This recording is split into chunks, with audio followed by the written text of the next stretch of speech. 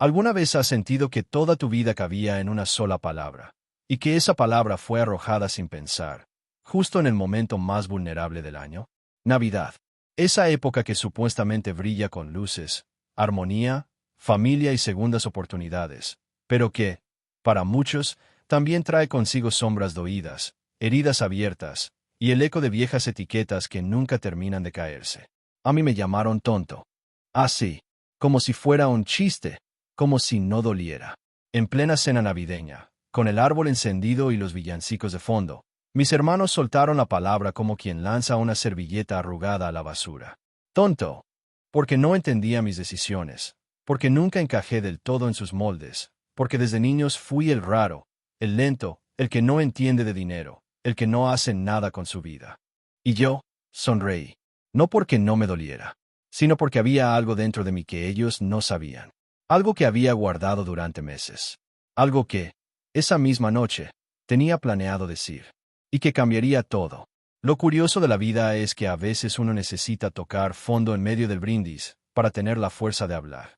A veces, es precisamente la humillación lo que detona el renacimiento. Y en mi caso, fue esa palabra, tonto, la que abrió la puerta a una verdad que llevaba demasiado tiempo escondida. Hoy te voy a contar cómo fue esa noche. Pero, más que eso, quiero contarte lo que pasó antes, y lo que pasó después. Porque esta historia no es solo mía. Puede ser la tuya, o la de alguien que amas. Es la historia de todos los que alguna vez fueron subestimados. De los que aprendieron a ser fuertes, en silencio. ¿Te ha pasado? Entonces, escucha con el corazón. Porque aquí comienza. Desde que tengo memoria, he sido el diferente.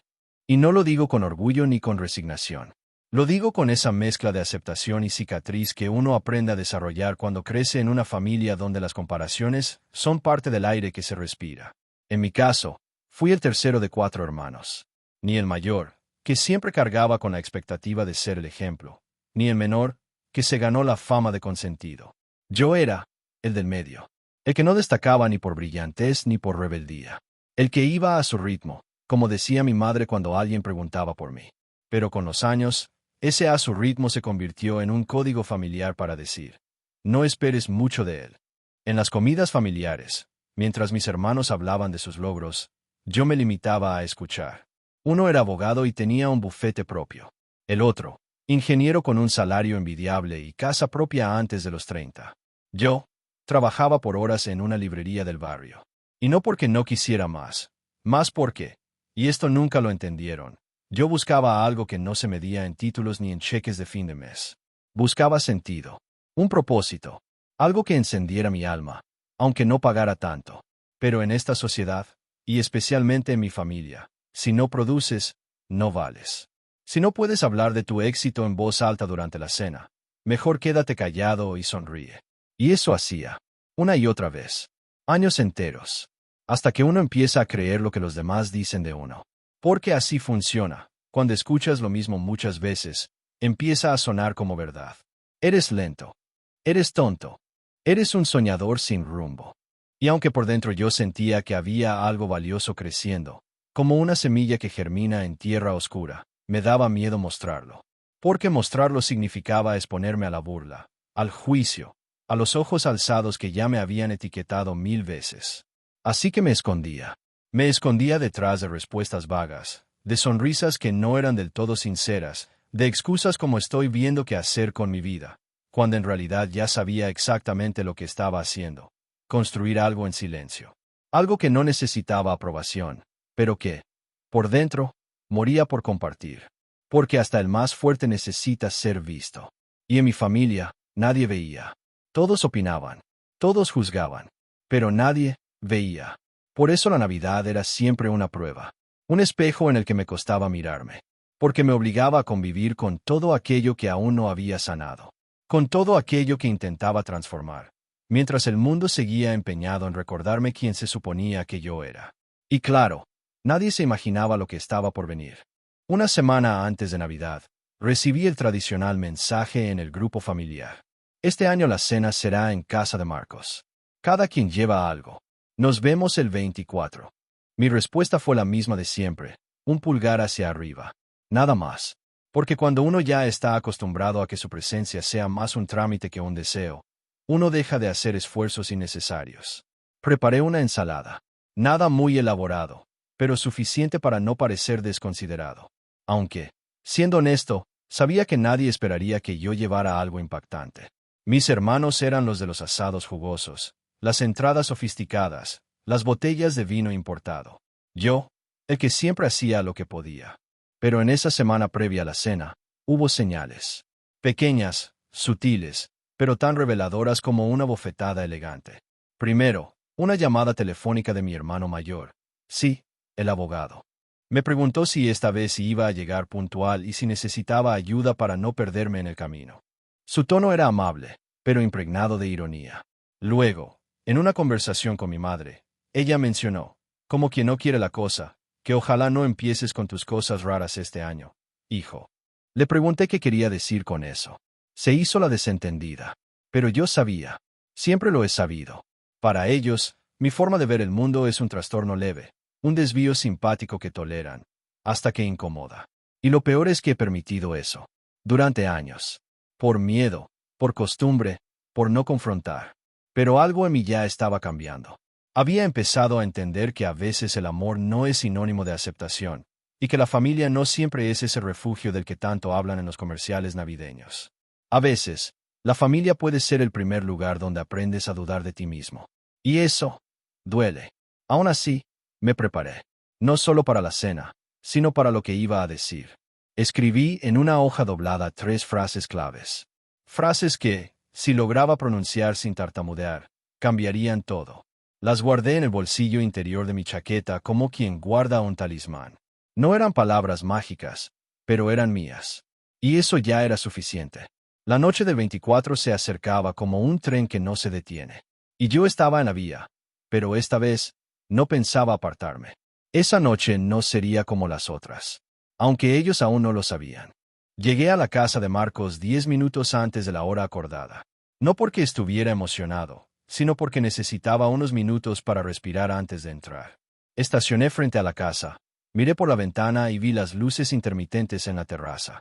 Había música suave, voces alegres, niños corriendo con gorros de Santa Claus. Todo parecía perfecto, por fuera. Me quedé unos minutos en silencio. No por nostalgia, sino por estrategia. Quería entrar cuando ya todos estuvieran acomodados. Así evitaba el mira quién llegó que solía venir acompañado de alguna broma que me convertía en el payaso involuntario de la velada.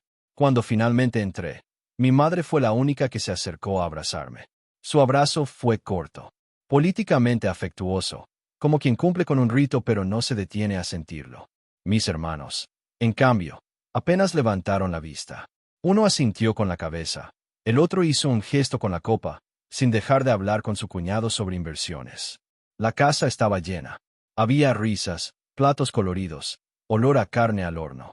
Pero yo me sentía como un extra en una película que ya había comenzado sin mí. Busqué un lugar para dejar mi ensalada. Nadie lo notó.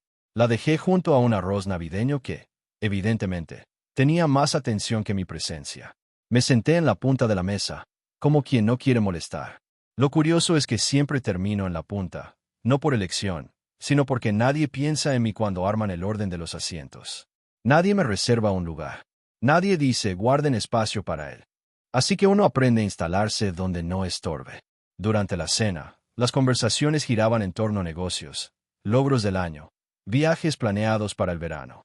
Yo escuchaba, como siempre, aportaba alguna risa ocasional, un comentario neutro, una mueca de interés. Pero en mi bolsillo, la hoja seguía allí, esperando su momento.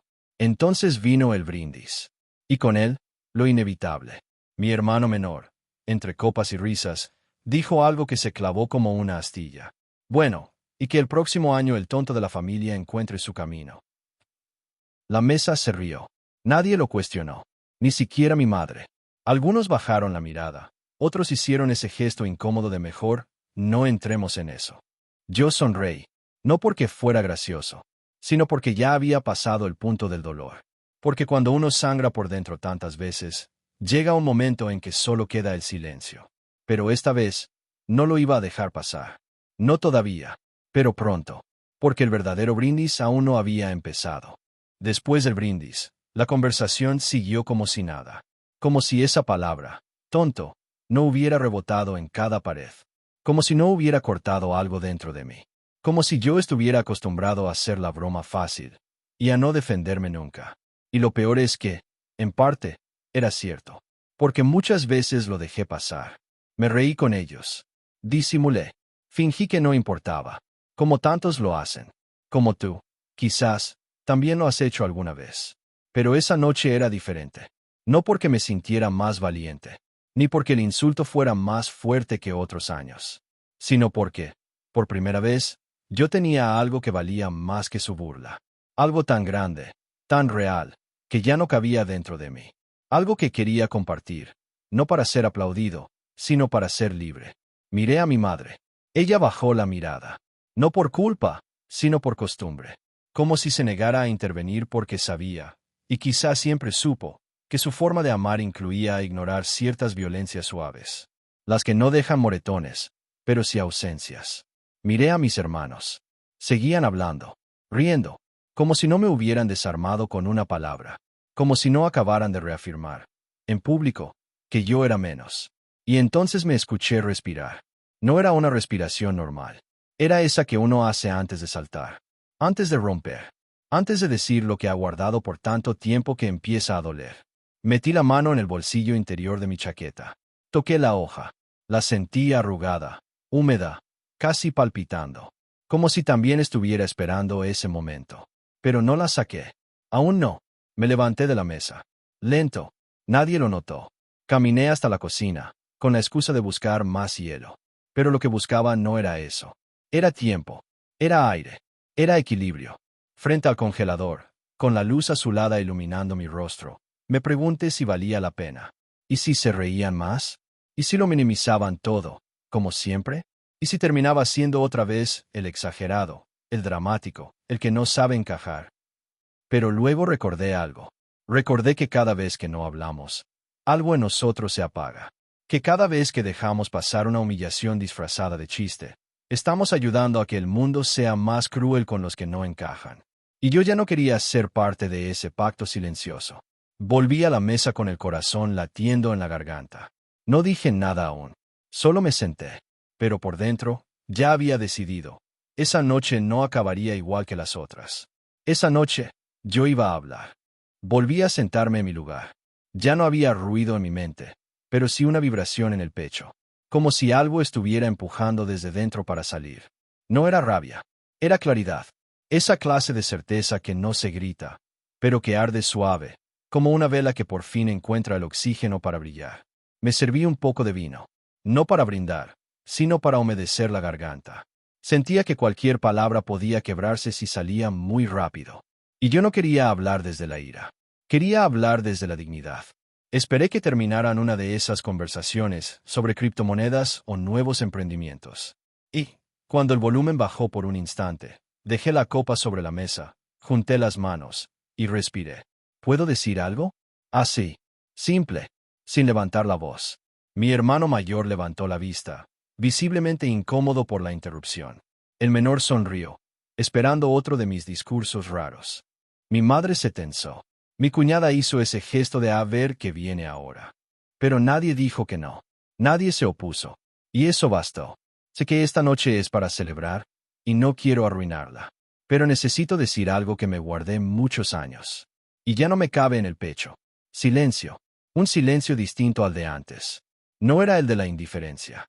Era ese silencio que se instala cuando alguien dice algo fuera del guión. Y por primera vez, yo estaba saliéndome del libreto familiar. Esta noche me volvieron a llamar tonto. Y sé que para muchos fue una broma. Que no lo dicen en serio. Pero quiero decirles lo que eso significa para mí. Porque ya no puedo seguir fingiendo que no duele. Vi cómo algunos bajaban la mirada. Otros cruzaban los brazos. El lenguaje corporal de una familia que nunca aprendió a hablar de emociones. Que se mueve con ironía, con sarcasmo, con frases hechas, pero no con verdad. Toda mi vida he tratado de encajar aquí. De hacerme pequeño para no molestar. De callar para no incomodar.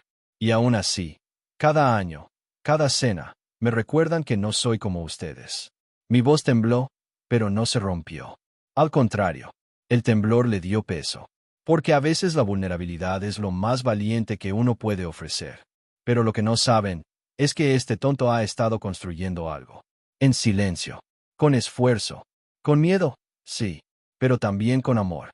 Algo que va más allá del dinero, del éxito, de las etiquetas. Pausa. Nadie habló. Y aunque aún no había revelado lo que venía, algo ya había cambiado. Porque había puesto mi verdad sobre la mesa. Y esta vez, nadie pudo ignorarla. Seguí sentado. El aire se sentía espeso, como si la temperatura hubiera cambiado en la sala, pero no por el clima, sino por la tensión. Mis manos seguían entrelazadas sobre la mesa. No temblaban. Ya no.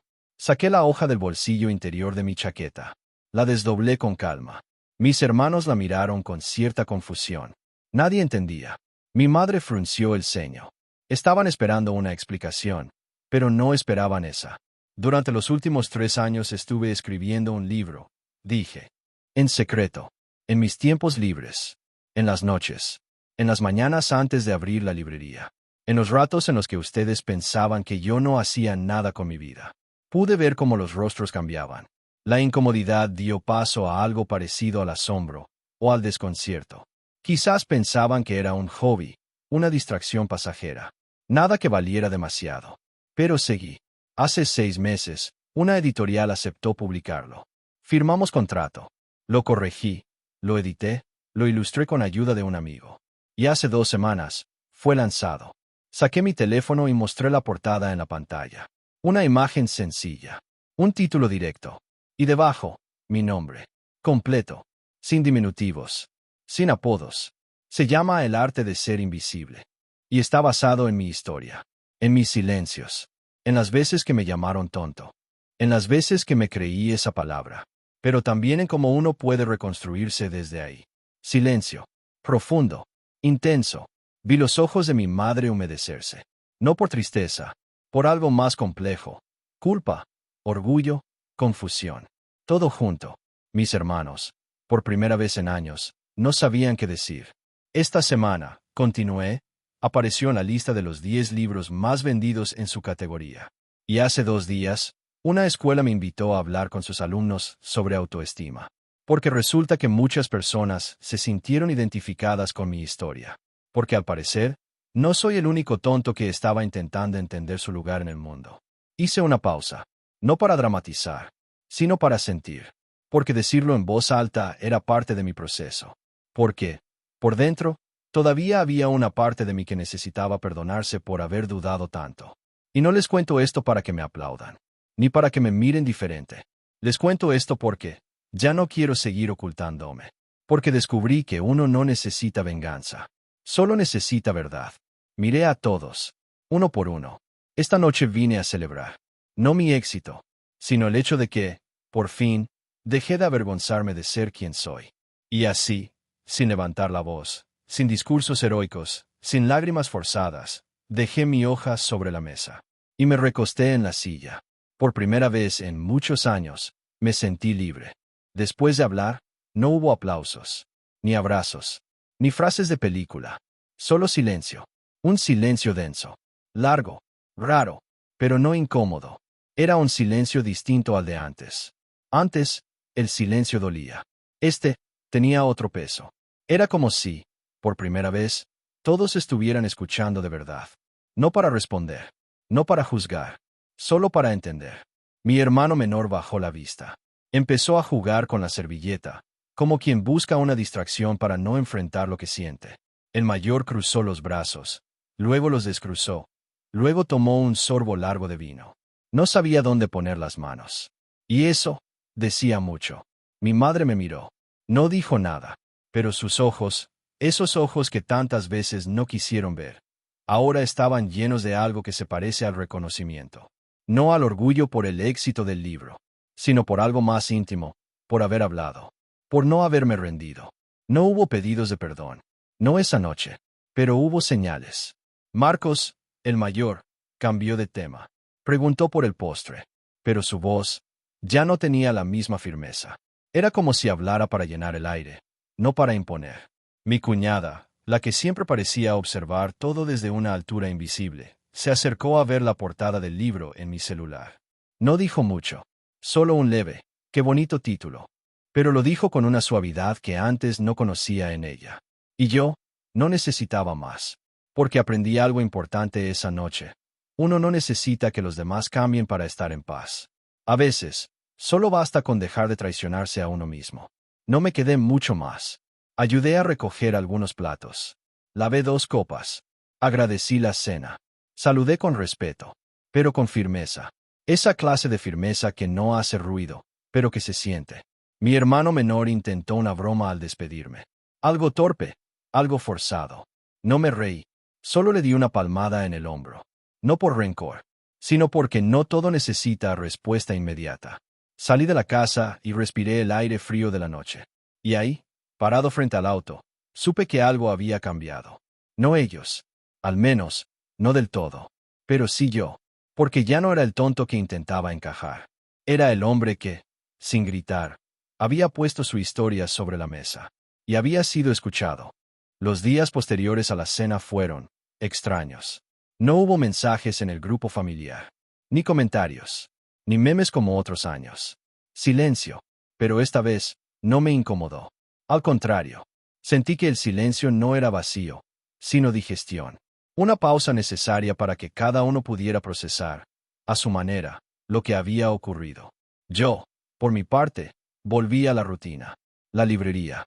El café de siempre. Mis paseos a pie entre estantes llenos de palabras ajenas, que ya no sentía tan ajenas. Porque ahora yo también formaba parte de ese mundo. Un mundo que había amado en secreto, pero que ahora me recibía como uno más. Una tarde, mientras ordenaba algunos ejemplares recién llegados, una joven se acercó con timidez. Disculpa, ¿tú eres el autor de El arte de ser invisible? Me sorprendió. Dije que sí, con una mezcla de orgullo y pudor. Ella sonrió. Me contó que había leído el libro en 2 días, que se lo había recomendado su terapeuta, que lloró, que rió, que subrayó frases, que le hizo pensar en su hermano, en su padre, en ella misma. Gracias, me dijo, por escribir algo así, por poner en palabras lo que muchos sentimos y no sabemos explicar. No supe qué responder. Solo asentí, conmovido. Y ahí entendí algo que cambió mi forma de ver todo lo anterior. Durante años, busqué la validación de los que me rodeaban, de mi familia, de aquellos que crecieron conmigo, que me vieron caer, tropezar, dudar. Pensaba que si lograba impresionarlos, todo tendría sentido. Que si ellos decían estamos orgullosos de ti, finalmente me sentiría completo. Pero no, la verdadera plenitud vino de otra parte. De los desconocidos que se sintieron acompañados por mis palabras. De los jóvenes que me escribían correos contándome que mi libro los había salvado del silencio. De los lectores que encontraron en mi historia una excusa para contar la suya. Y entendí que, a veces, uno nace en una familia, pero se encuentra en otra. Una familia de afinidades, de sensibilidad compartida, de heridas que nos hermanan más allá del apellido. No dejé de querer a los míos. Pero ya no necesitaba que me entendieran para quererme a mí mismo. Y eso fue el regalo más grande de aquella Navidad. Pasó una semana. No hubo llamados, ni felicitaciones, ni discusiones. Solo días que pasaban con ese ritmo extraño que queda después de una noche que lo cambia todo.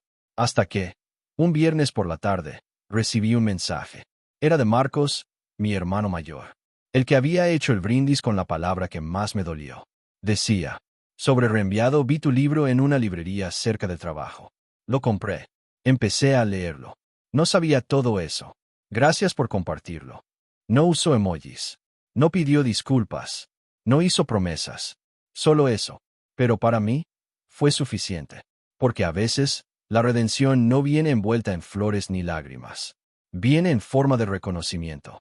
Viene cuando alguien deja de burlarse y empieza a leer. Un par de días después, mi madre me llamó. Me preguntó si podía pasar por su casa para que la ayudara con algo en su computadora. Fui. No hablamos del libro.